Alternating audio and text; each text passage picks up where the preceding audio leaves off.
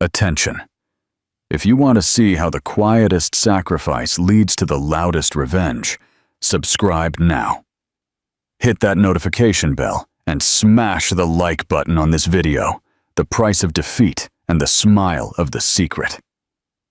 He grabbed her arm, his face twisted in a mask of betrayal. You lied to me. Our whole marriage, a lie.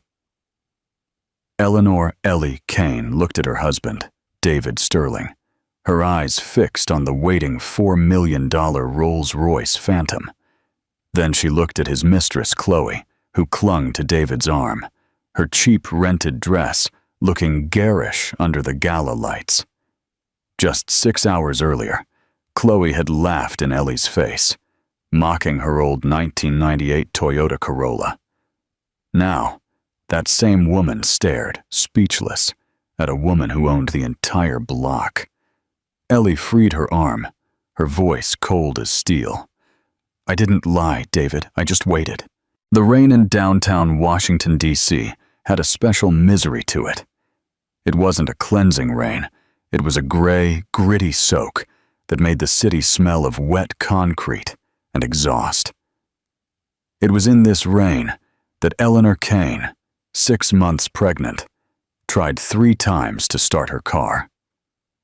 The 1998 Hunter Green Toyota Corolla, affectionately called the Bean, was not just a car. It was a fortress of anonymity. Its engine, a loud, stubborn thing, finally caught with a cough that sounded suspiciously like a finale. Eleanor patted the dashboard. Come on, Bean, just to the clinic and back. We can do it. Eleanor lived a life of careful, deliberate simplicity. She and her husband, David Sterling, lived in a respectable but painfully average 2-bedroom apartment in a building with no elevator in Arlington, Virginia. David, a mid-level associate at a downtown finance firm, was a man perpetually chasing the next rung on the ladder. He wore suits that were a little too tight, a watch that was a convincing Rolex replica, and a simmering resentment that grew stronger with every bill. Ellie, the electric bill is insane, he had complained that very morning, tossing the envelope onto the Formica counter.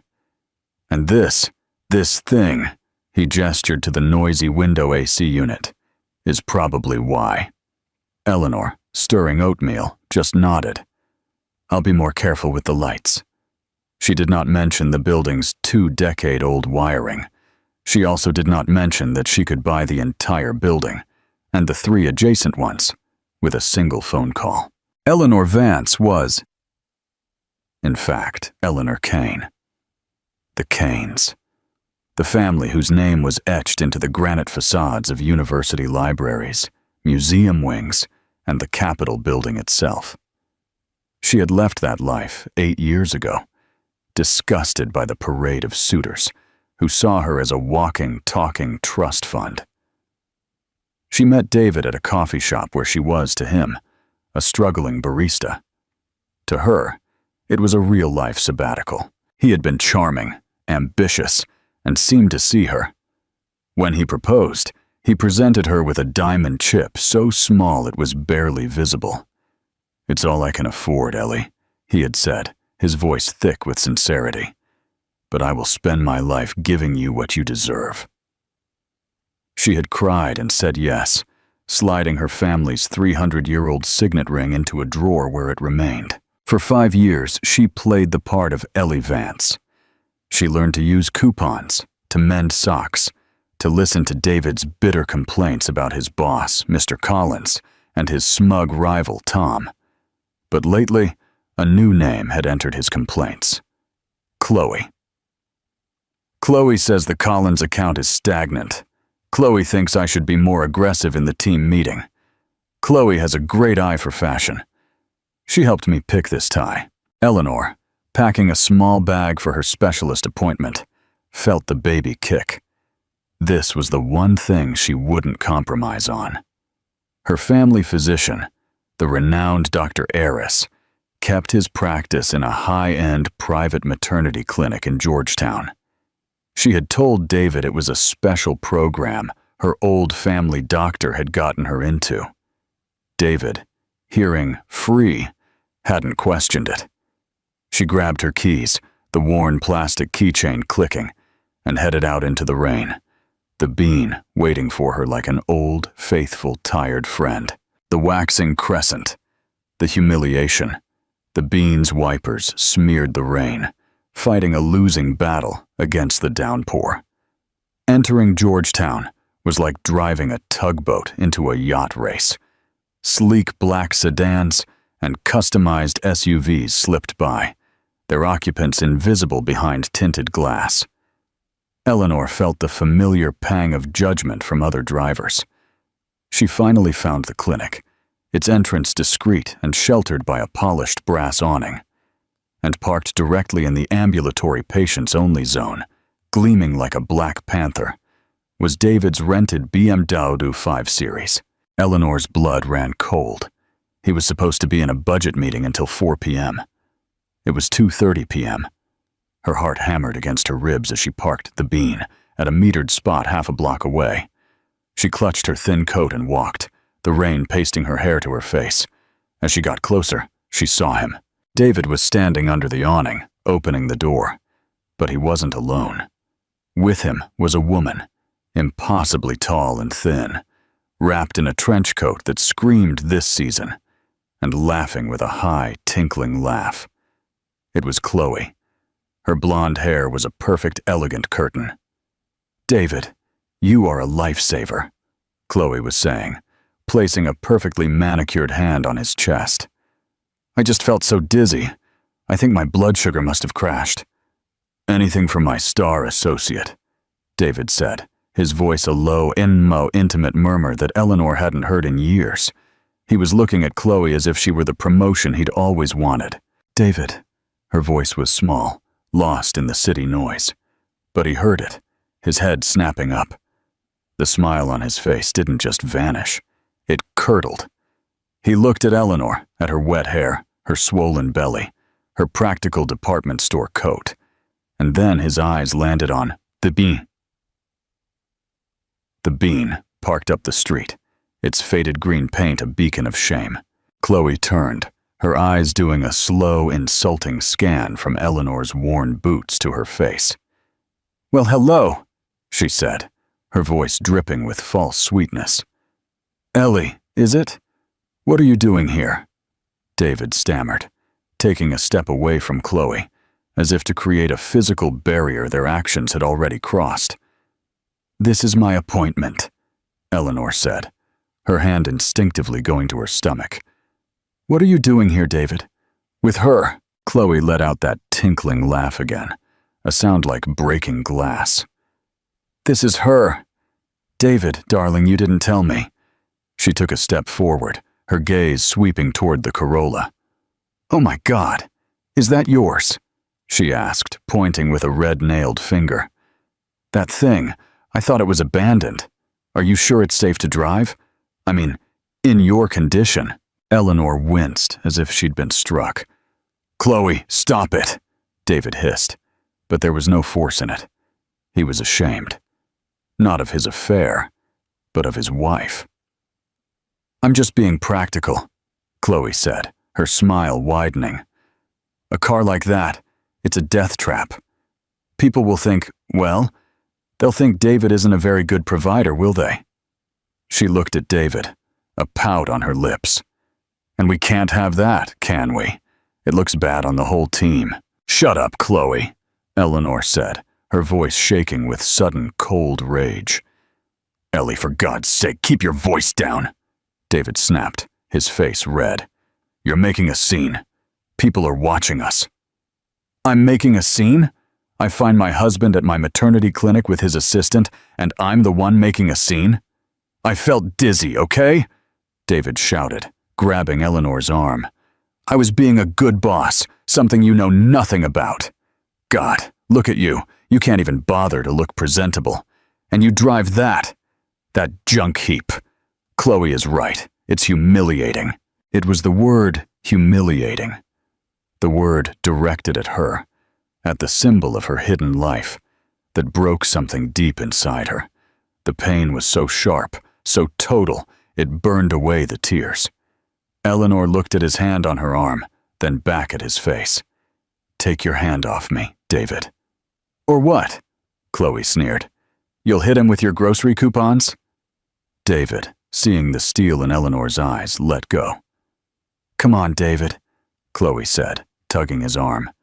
"She's clearly hormonal. We'll be late for our drink." She'd slipped up. The dizziness was a lie. David hesitated, caught between the life he had and the life he wanted. He looked at his pregnant wife, standing in the rain, and then at the sleek, fashionable woman dragging him toward the warmth of his rented BMW. He made his choice.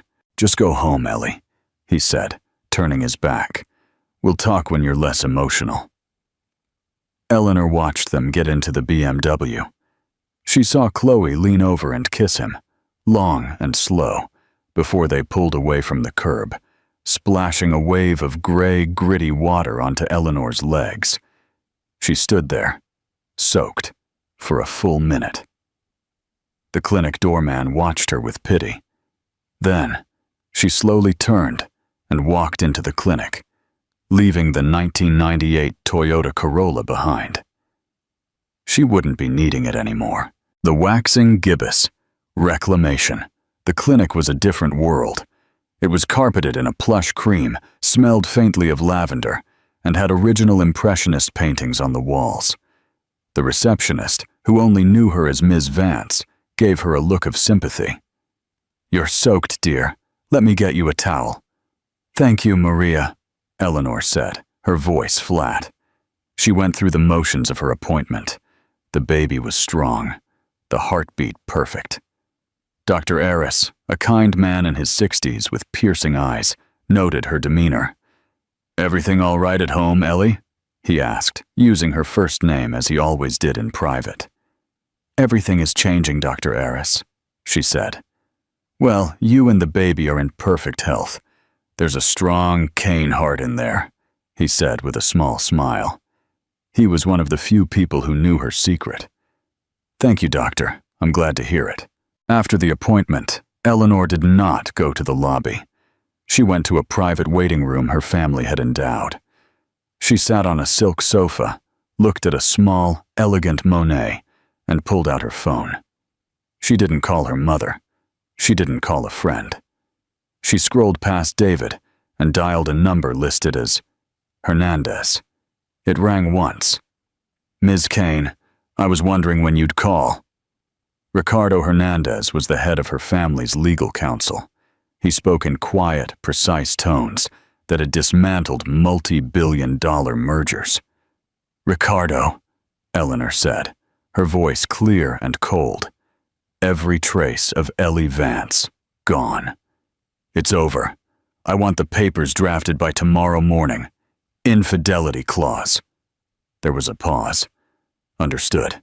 And Mr. Sterling's access? He has a joint checking account with a $10,000 limit. Freeze it, effective immediately. His name is on the apartment lease, but the apartment itself is owned by the Kane 3 Trust. Have him removed. He'll be served at his office tomorrow." "No," Eleanor said, a hard new idea forming in her mind. "He'll be at the National Gallery of Art Gala tonight. His firm bought a table." Ricardo paused again. "Ms. Kane, you haven't attended the gala in 8 years. You are the anonymous donor." "I'm not anonymous anymore. Call the organizers. I will be attending. I want my family's front row table. And Ricardo?" "Yes, Ms. Kane. I want you to serve him at the gala, in front of everyone, tonight." "It would be my pleasure," Ricardo said. She hung up and made a second call. This one was listed as Sloan. "Sloan, I'm at the Georgetown Clinic."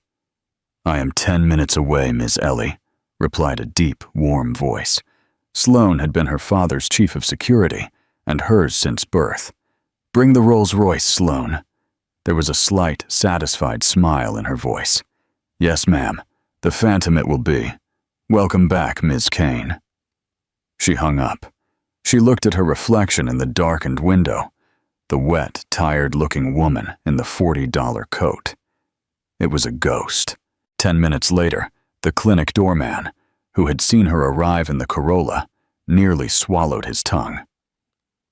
A car pulled up under the awning, but car was the wrong word. It was a 20-foot vessel of silent obsidian power, a custom-armored Rolls-Royce Phantom, painted an exclusive deep cane blue that looked black in the rain. It was a car that whispered, "Old money," so loudly it deafened everyone on the street. Sloane, in her dark gray chauffeur's uniform, stepped out and opened the rear door. Eleanor walked out of the clinic. She did not look at the doorman. She did not look at anyone. She slipped into the lavish, cream leather interior that smelled of her father's study. "Where to, Ms. Ellie?"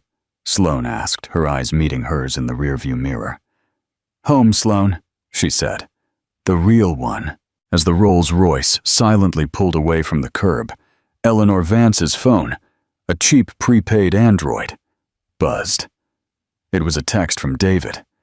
Eleanor looked at the phone. Then she powered it off, opened a small, polished wood compartment, and set it inside, next to a satellite phone she hadn't touched in 5 years. "What do you think David is texting? And what would you do right now? Text a friend or call a lawyer? Tell us in the comments." The full moon. Public execution. The National Gallery of Art Gala was the event of the season. It was where the DC elite came to show how much they cared, and, more importantly, how much they could give. David Sterling felt like he had finally arrived. His firm had a table, though it was in the back, near the kitchens. But they were in. He'd arrived home to an empty apartment, which annoyed him. He'd yelled at Eleanor's voicemail, thrown on his rented tux, and picked up Chloe. Chloe was vibrating with excitement. She wore a shiny red sequin dress that was too loud for the event, rented from a high-end service. "David, look," she whispered, gripping his arm. "That's Daniel Larrañaga, the tech billionaire. And my God, is that a senator?" David puffed out his chest. "This is our world now, darling. You just have to be willing to take it." He had conveniently forgotten his pregnant wife. He justified it to himself. "She's holding me back. She doesn't understand ambition. She doesn't understand me. Chloe does." "Let's network," he said, plastering on a smile and grabbing 2 glasses of champagne. "I want to introduce myself to Mr. Moreno of Titan Investments." They elbowed their way through the sea of haute couture gowns and bespoke tuxedos. David felt a twinge of insecurity. His tux felt stiff, and Chloe's dress, next to the discreet elegance of the other women, looked cheap. "Mr. Sterling, glad you could make it," said his boss, Mr. Collins, a beefy man who looked flustered. He glanced at Chloe. "And you brought your assistant." "Chloe is an invaluable member of my team, sir," David said, trying to sound important. "Sure," Collins said, clearly disgusted. "Just try to be professional, David. There are a lot of important people here. Don't embarrass the firm." As Collins walked away, Chloe sneered. "Old fool, he'll be kissing your feet when you land the Moreno account." David scanned the room. The front tables surrounding the dance floor were a who's who of American royalty. The Kennedys, the Rockefellers, and the imposing empty table 1, which was always reserved for the gallery's largest, most reclusive donor, the Anonymous Angel. "Look at that," Chloe whispered, pointing to the placard at table 1. "Reserved, I bet it's that Larrañaga guy. He's going to make a huge donation and be everywhere. How tacky." "It's all about the show," David agreed, feeling cynical and worldly. Suddenly, the buzz in the room silenced. A group of paparazzi, normally held outside, were allowed entrance, and their flashes began to pop. "What's going on?" Chloe asked, craning her neck. The gala host, a famous news anchor, walked to the podium. Ladies and gentlemen, his voice boomed. We are so deeply honored tonight. For the first time in nearly a decade, our guest of honor, the patron whose generosity built our new wing, has decided to join us. Please welcome Ms. Eleanor Kane. David froze. Kane, as in Kane Holdings? It can't be, Chloe whispered, her face pale. That's one of the richest families in the world. They don't go out. David's heart hammered. Ellie, Kane, no, it's a coincidence. It has to be. Then he saw her. The doors opened. The first person in was Sloane, who looked less like a chauffeur and more like a Secret Service agent. She scanned the room, gave a curt nod, and stepped aside. The woman who entered was not Ellie Vance. This woman moved with a silent, terrifying grace. She was 6 months pregnant, yes, but the pregnancy was draped in a custom, floor-length emerald silk gown. It was a custom Valentino piece, clearly designed to celebrate, not conceal, her condition. Around her neck was a necklace that silenced the room.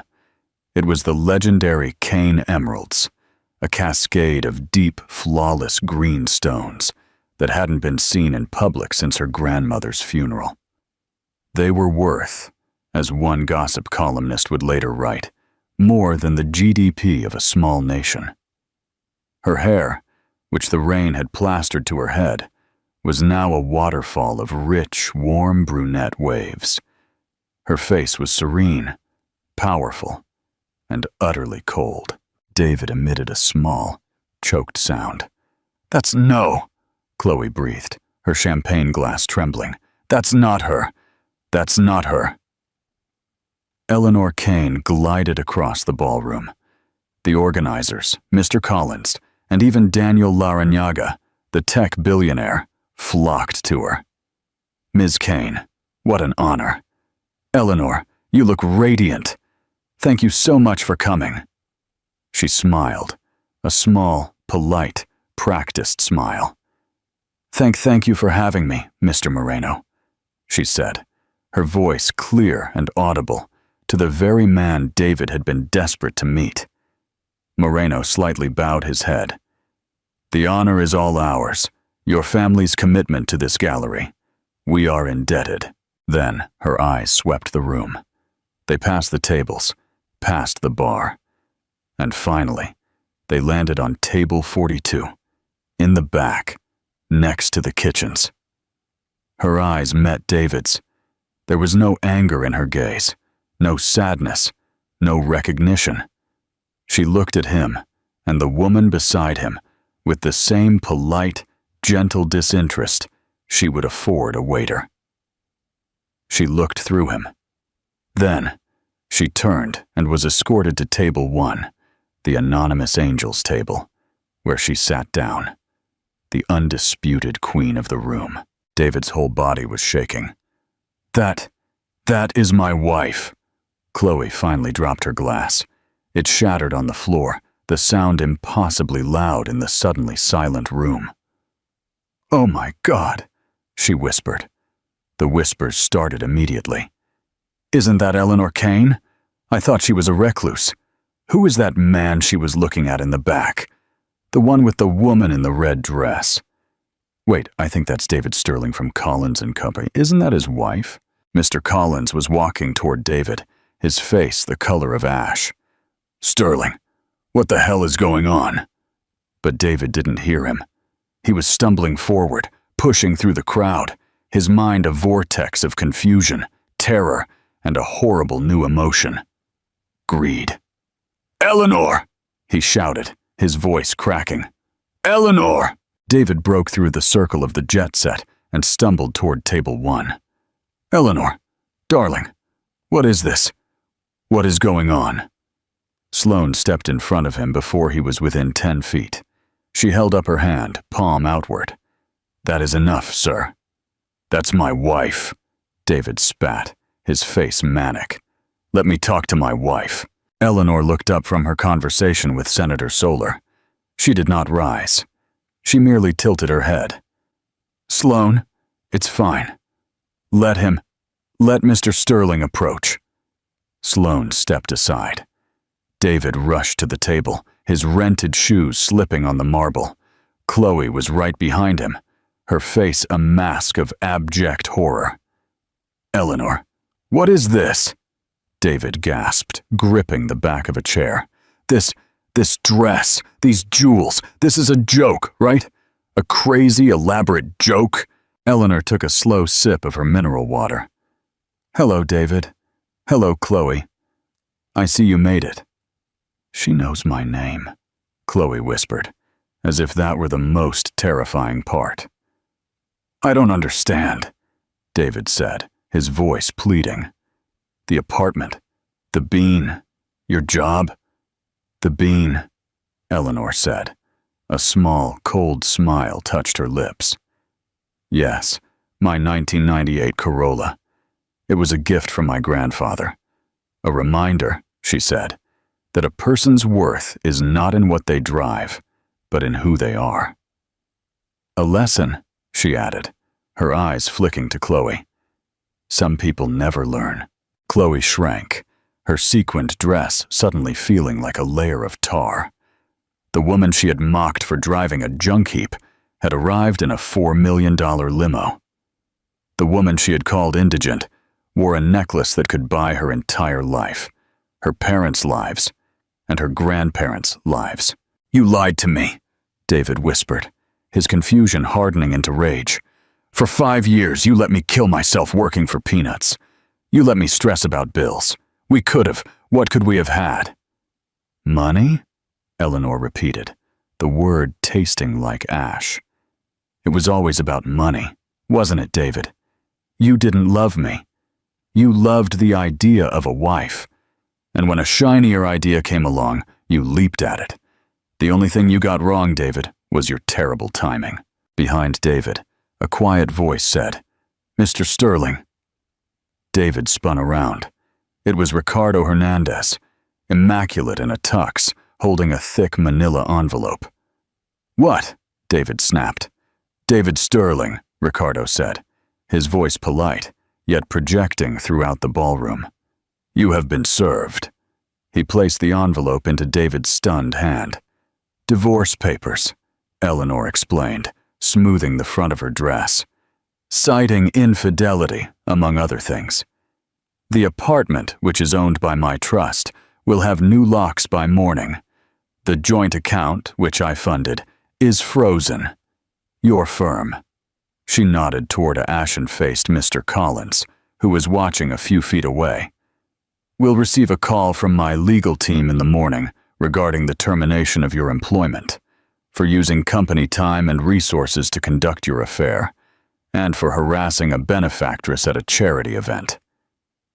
Mr. Collins immediately looked faint. You can't do this! David roared, his face purple. He tore open the envelope, pulling out the thick sheaf of papers.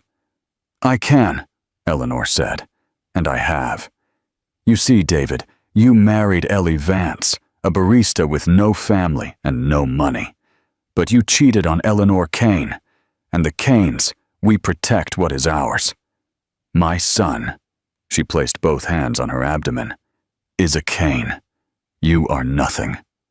She looked past him, to Chloe, who was backing away, tears of pure, unmistakable terror streaming down her face. And you, Eleanor said, you laughed at my car. It's true. It's old, but it's paid for. Can you say the same about that dress, or him? Eleanor nodded to Sloane. Sloane, please bring the car around. I am suddenly very tired. She turned and walked away, not looking back. The entire ballroom parted for her like the Red Sea. David Sterling stood alone, in a rented tuxedo, holding the ruin of his life in his hands, as the flashes of 100 cameras popped in his face. The eclipse. Total irrelevance. The aftermath was not a war. It was an execution. It was the silent, systematic dismantling of a life, done with the kind of bloodless, terrifying efficiency that only generations of old money can perfect. For David Sterling, the gala night ended, not in a plush bed, but in the back of a taxi he could barely afford, after being physically escorted off the premises. He spent the night at a 24-hour diner, drinking bitter coffee, his rented tux feeling like a clown costume. He was still reeling, his mind a fractured kaleidoscope of emeralds, divorce papers, and the flash of the Post reporter, which felt like it had exploded in his face.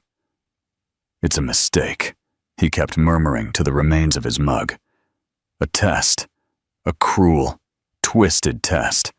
She'll call. She has to." She did not call.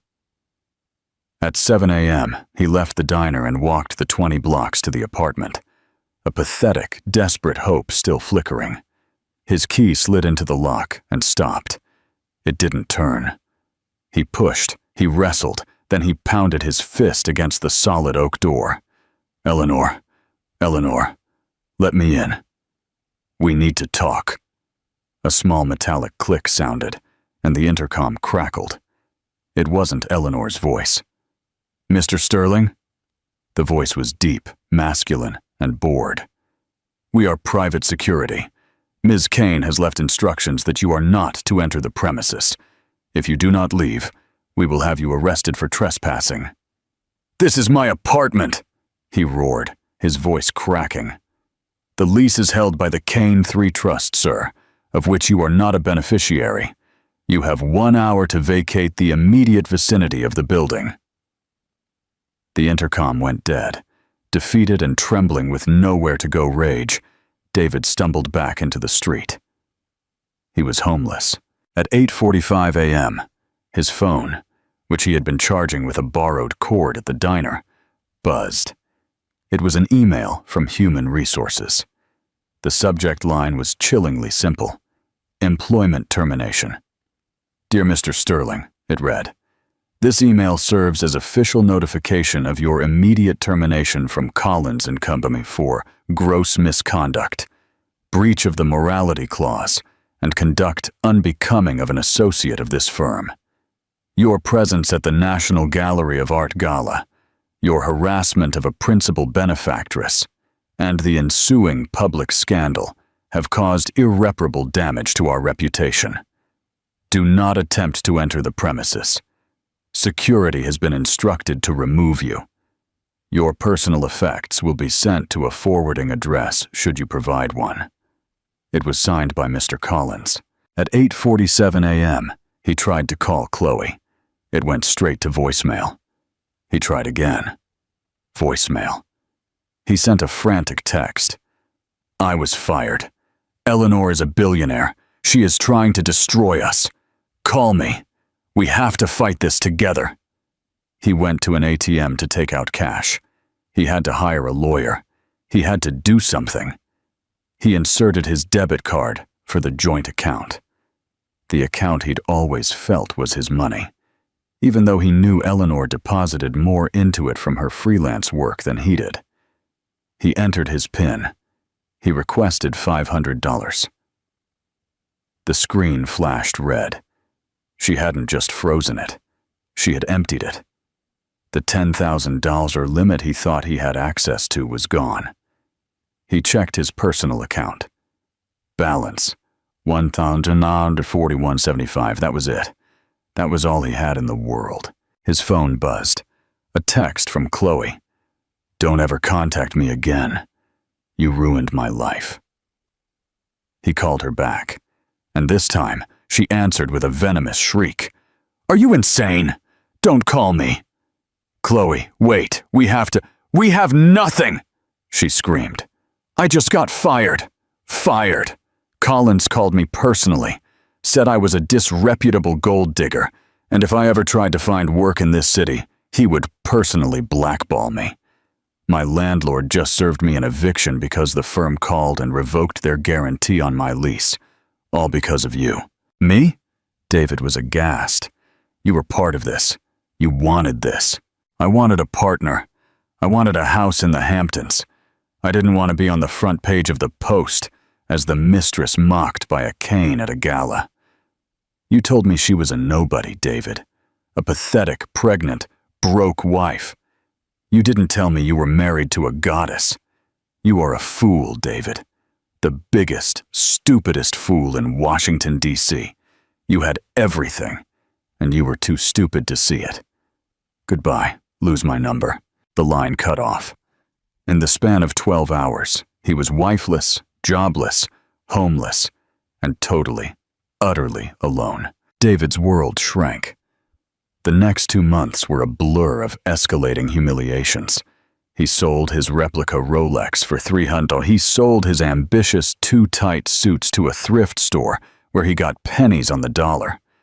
He moved into a dingy shared room at a hostel in Arlington, the smell of mildew and boiled cabbage clinging to his clothes. He became obsessed. This wasn't his fault. It was a setup. Eleanor had defrauded him. She had lied for 5 years, making a fool of him. He was the victim.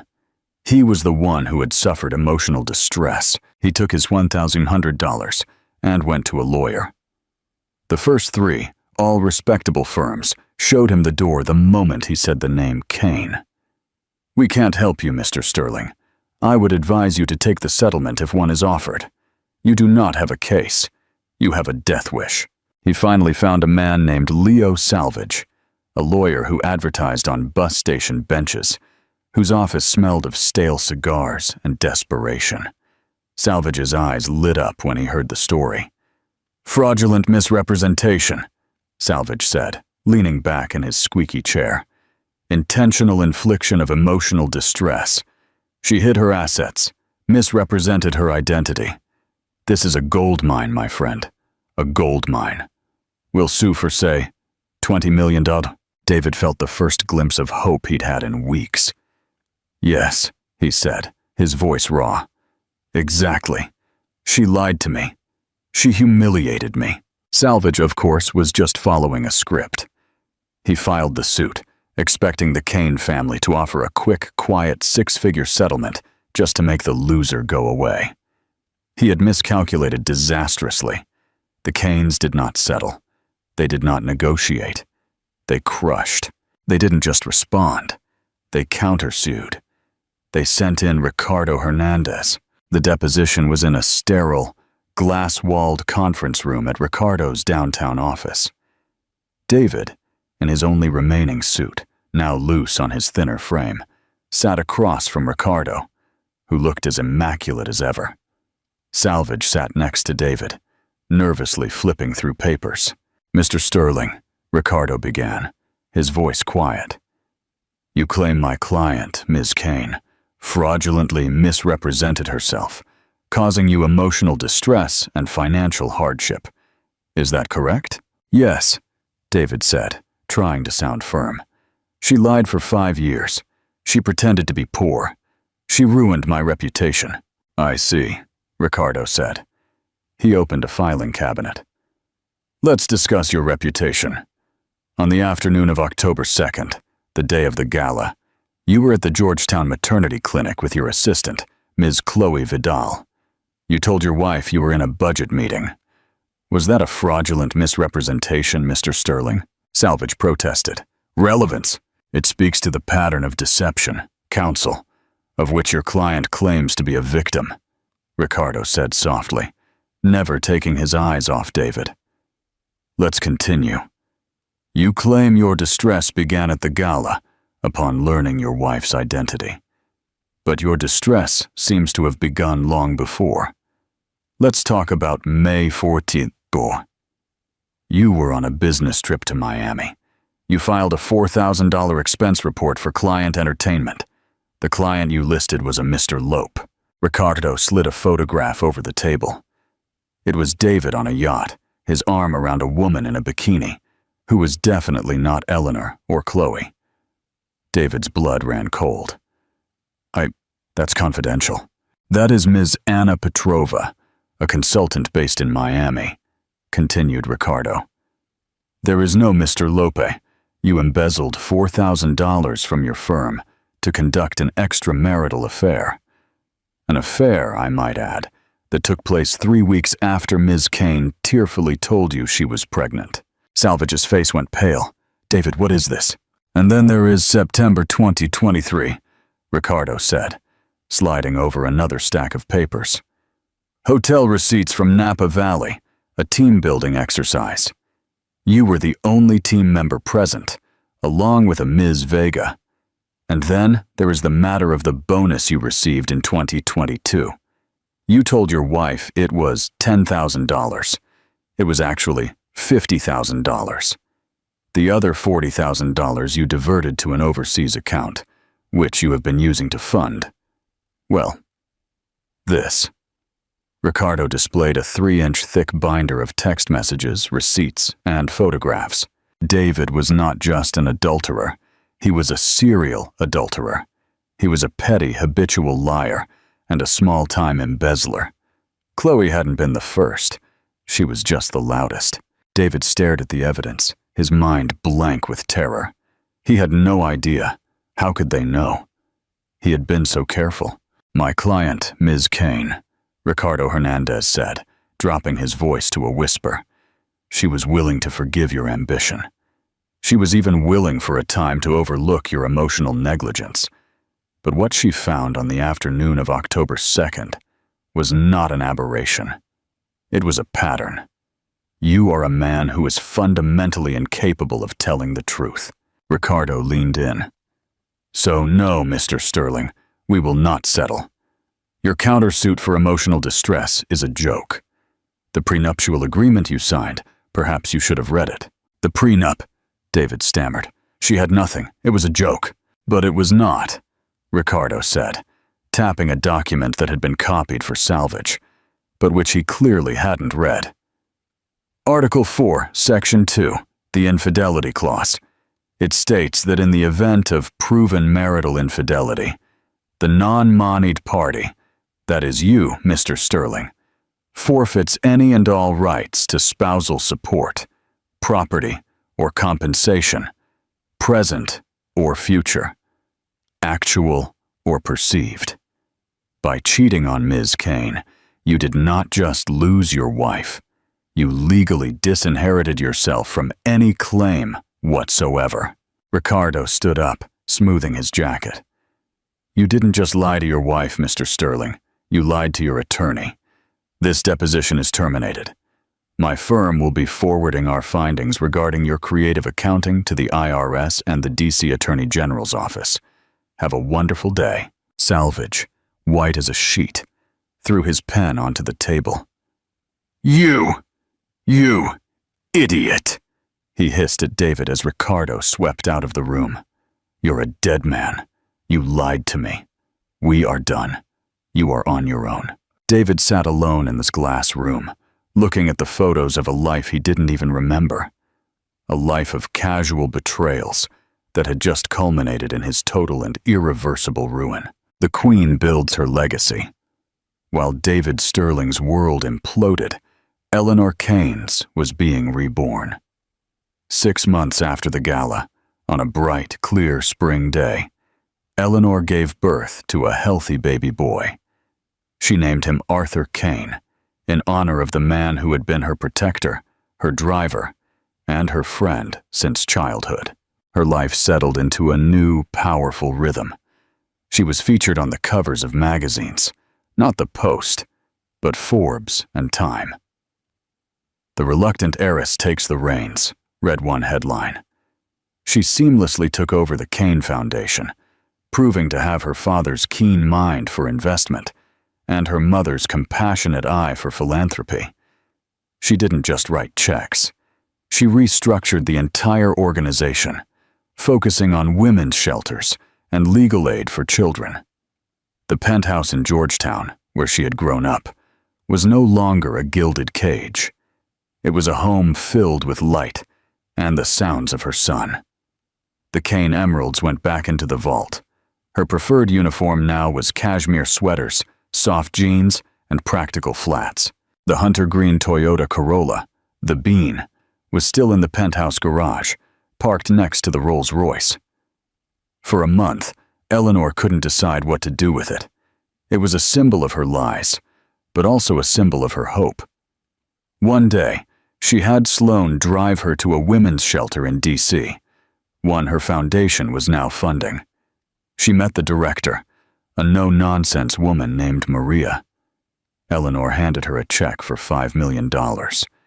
Then she handed her the keys to the Bean. "It's an old car," Eleanor said, "but it's reliable. It got me through the worst days of my life. I thought maybe it could help someone else start theirs."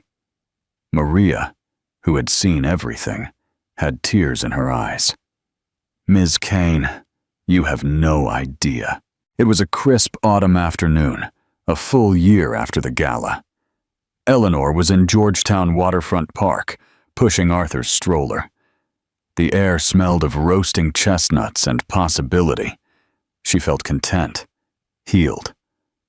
She stopped at a vendor stand to buy a bottle of water, and then she heard a voice she hadn't heard in a year, but one that was seared into her memory. $2.50. "It was $2 yesterday. That's a ripoff. You're ripping me off." She turned. It took her 10 full seconds to recognize him. The man arguing with the hot dog vendor was a ghost. He was skeletal, his skin sallow and gray. He wore a dirty puffer jacket 2 sizes too big, and his hair was lank and greasy. The simmering resentment she had known so well was still there. But now it was the acidic, desperate rage of the truly indigent. "Price went up, buddy. Take it or leave it," the vendor said, unimpressed. David fumbled in his pocket, pulling out a handful of change, his fingers shaking. As he counted the coins, his eyes drifted up and met hers. He froze, his gaze darting from her face, healthy, calm, beautiful, to the top of the lined stroller, to the sleeping, healthy baby boy curled inside, to the large, watchful figure of Sloan, standing 10 feet away. And finally, to the Kane blue Rolls-Royce Phantom, parked silently on the curb, its polish reflecting the autumn sky. He saw it all, everything he had thrown away. A wave of emotion, so violent it made him dizzy, washed over him. Shame, rage, regret, and then one last, pathetic, desperate shred of an idea. A con man's last play. He abandoned the hot dog and stumbled toward her, his hands outstretched. "Eleanor," he whispered, his voice cracking. "Eleanor, my God, it's you." Sloan instantly stepped forward, her body blocking David's path. "Ms. Kane, shall I call the police?" "No, Sloan," Eleanor said, her voice quiet but firm. She put her hand on the stroller. "It's fine. Let him speak." David looked at Sloan with a glimpse of his old arrogance. "This is a private conversation between my wife and me." "I am not your wife, David," Eleanor said simply. "The divorce was finalized 11 months ago. You know that. What do you want?" Tears, real or manufactured, streamed from David's eyes. "Eleanor, look at me. Just look what you did to me. I was a fool," he cried, dropping to his knees on the pavement. People were starting to stop, to stare. "I was an idiot. I see it now. I was poisoned. Poisoned by that world, by the firm, by Chloe. They pressured me. But it was never real.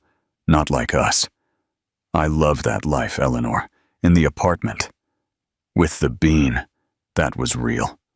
I loved that life. I love you. Not the money. I never cared about the money. I love you. I miss you, Ellie. Please, I've learned my lesson. I'm a broken man." His eyes darted to the stroller. "And my son. Our son. You can't take him away from me. I have rights." The park was silent, save for his desperate, broken sobs. Eleanor looked down at him, this hollow shell of the man she had once loved, and felt nothing but a deep, final. "You don't miss me, David," she said, her voice as clear and crisp as the autumn air. "You miss what I represent. You say you miss our life? The one where you slept with half of D.C. while I was home, mending your socks? The one where you came home and complained about the electric bill, while you diverted $40,000 to an offshore account? That life? Eleanor adjusted her sleeping son's blanket, and her voice dropped. And you dare to ask about my son. His name is Arthur Kane. He will be raised to be a man who values loyalty, honesty, and character. He will be taught that a person's worth is in who they are, not what they drive. He will be, in short, taught to be everything you are not. She looked at him, one last time. This man, kneeling on the dirty pavement. You are right about one thing, David. You were a fool. You had a winning lottery ticket in your hand for 5 years. You had honest, real love, and you were too busy complaining about the paper it was printed on to cash it in. You didn't just lose a fortune, you lost a family. She nodded to Sloane. We are leaving. Eleanor, no, wait, please. He rose, lunging at the stroller. He never made it. Sloane's arm shot out, catching David across the chest. It wasn't a push. It was a simple, immovable stop, like a steel girder. David bounced off her and collapsed back onto the pavement. Do not touch the child, Sloane said, her voice a low, terrifying murmur. Eleanor didn't look back, didn't flinch. She simply pushed the stroller, her steps even and quiet, toward the waiting Rolls-Royce. The car door opened, the stroller was secured, and they slid inside. The door closed with a silent, heavy thud, sealing off the outside world. David Sterling was left alone on the sidewalk, clutching his warm, half-paid-for hot dog, the smell of mustard and failure, his only companion. He watched as the Kane blue limo silently pulled away from the curb, merging into traffic, a river of wealth and power he would never, ever touch again. He had nothing. He was nothing. And worst of all, he finally knew it. Final reflection and call to action. Conclusion. Thank you for staying with us until the end. We've all seen people judged by what they have or what they lack. Eleanor had to build a wall of lies to find something real, only to have her husband, David, prove he was blinded by the very thing she was hiding. He didn't just lose a wealthy wife. He lost a loyal partner and a family, all because he couldn't see a person's value over the price tag of her car. What would you have done in Eleanor's position? Would you ever have revealed the truth? If you were captivated by this story of betrayal and empowerment, please click the like button. Share it with someone who needs to hear this message. And don't forget to subscribe and hit the notification bell for more real-life drama every week.